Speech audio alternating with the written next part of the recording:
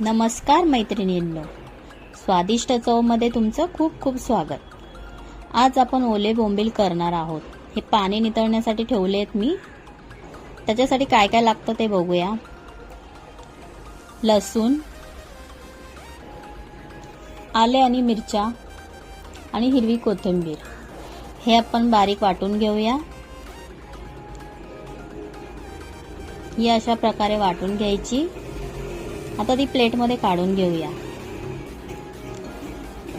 आता त्यामध्ये आपण हळद टाकूया, थोडासा तिखट मसाला आणि गरम मसाला आणि लिंबू पिळून घेऊया. मिक्स करून 1 चमचा मीठ टाकूया. हेही चांगलं मिक्स करून घ्या आणि साफ केलेल्या मच्छीला व्यवस्थित चोळून घ्या. सगळीकडे एकसारखा लागला पाहिजे. उलटा सुलटा करून व्यवस्थित मसाला चोळून घ्या. खूप छान लागते ही मच्छी. तुम्ही अशा प्रकारे एकदा करून बघा. आता हे मुरायला आपण ठेवून देऊया.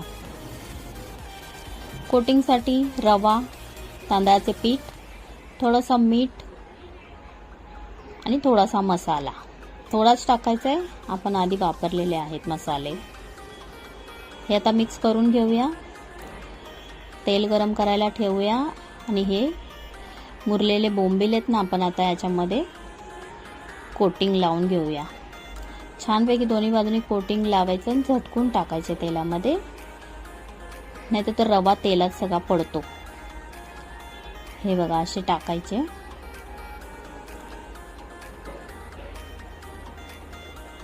हे बघा, छान झाले दोन्ही बाजूनी. आता एक करून घ्यायचे उलटे सुलटे. तुम्हाला जर माझी रेसिपी आवडली असेल तर प्लीज लाईक आणि सबस्क्राईब करायला विसरू नका. दोन्ही बाजूनी खरपूस असे भाजून घ्यायचे.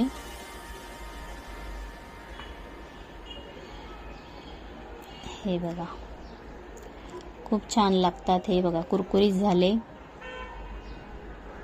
तुम्हीही ट्राय करा. Thank you.